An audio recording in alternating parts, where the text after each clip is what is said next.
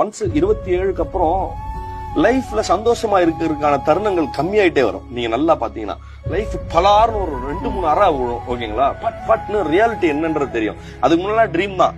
ஓகேங்களா, நான் அது ட்ரிப்பு போறது என்ன, பாண்டிச்சேரி போறது என்ன, இதெல்லாம். அதுக்கப்புறம் 27க்கு அப்புறம் நீங்க அதுக்கு உண்டான இது கம்மியாயிட்டே வரும். அப்புறம் நம்மளுக்கு லைஃப் மீதான சீரியஸான கேள்விகளா வருது. நம்மளுக்கு யாரெல்லாம் மென்டார்ஸா இருந்தாங்களோ அவங்களாம் இறந்து போறாங்க. நம்ம யாரெல்லாம் பார்த்து வியந்தோமோ அவங்களாம் வயசாகி நரைச்சு போகுது அவங்களுக்கு.